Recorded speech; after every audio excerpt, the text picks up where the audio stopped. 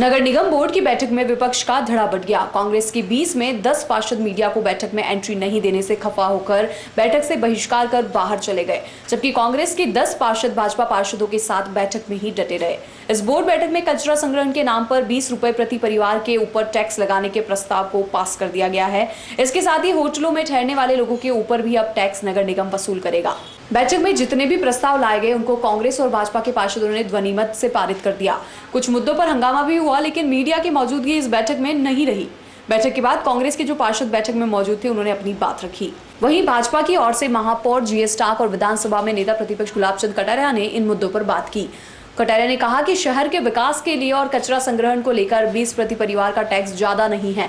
इससे उदयपुर स्वच्छ और सुंदर रहेगा। साथ ही जिन मुद्दों पर विपक्ष और असहज महसूस हुआ तो उन्होंने इसका विरोध भी किया।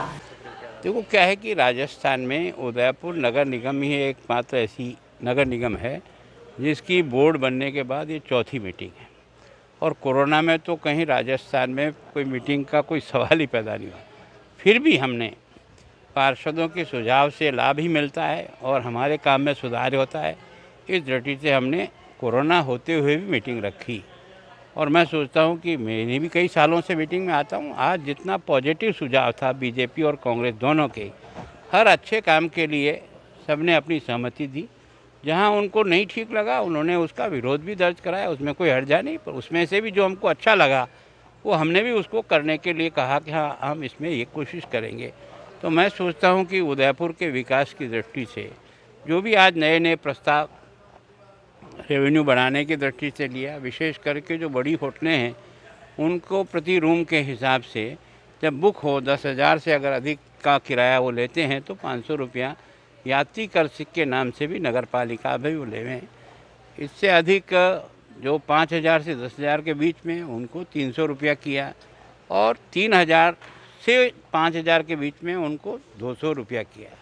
तो मतलब क्या है इस तरह से। और दूसरा एक जो बहुत बड़ा काम कोशिश की है कि चलो इसके कारण से कुछ रेवेन्यू बढ़ेगी। फिर जो हमारा कचरा संग्रहण है वो सबसे महत्वपूर्ण काम है, लेकिन अभी भी सारे लोग वो पैसा नहीं देते हैं। हमने कोशिश की है कि शायद ये पहली नगर निगम होगी जिसने पर परिवार केवल 20 रुपया एक महीने का रखा है। कुछ जगह वसूल हो रहा है, कुछ जगह वसूल नहीं हुआ। हमने कोशिश की कि 100% वसूली हो। और उसमें भी हमने कहा कि उस घर में जितनी यूनिट रहती है, एक घर का एक पैसा नहीं बीस, मान लो उसमें 3 किराएदार और रहते हैं तो उनसे भी इंडिविजुअल लगेगा। और इसके कारण से मैं सोचता हूँ कि एक बार रेवेन्यू बढ़ाने का भी प्रयास किया और दूसरा लोगों की आदत डालने का प्रयास किया कि वो कचरा फेंके नहीं, कचरा व्यवस्थित इकट्ठा करके डाले तो शहर की सुंदरता बढ़ेगी। मैं सोचता हूँ और भी कई निर्णय किए हम लोगों ने, तो वो सारा इस शहर को अच्छा बनाने की दृष्टि से किया है। कटारिया से पूछा गया कि मीडिया को इस बैठक से दूर क्यों रखा, तो उन्होंने कहा कि मीडिया की मौजूदगी की वजह से कई बार बेवजह बहस क्रिएट होती है, जिससे बैठक का समय जाया होता है। बैठक के बाद जिसको जो व्यक्तित्व देना है वो मीडिया को बेफिक्रे कर सकता है, इसमें घबराने की बात नहीं है।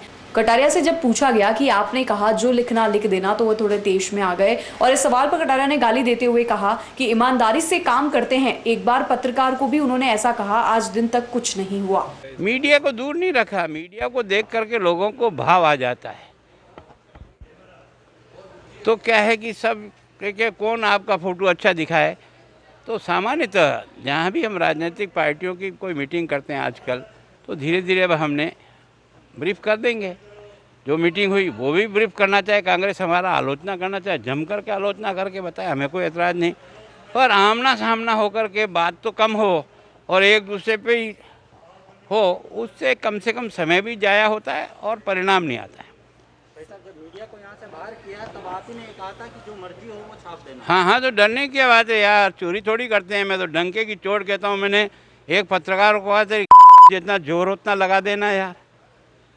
उसने आज दिन तक लगा दिया मेरे खिलाफ खूब। क्या हो गया यार, जब सही काम करते और ईमानदारी की धरातल पे खड़े रहते हैं ना तो किसी डरते भी नहीं हैं।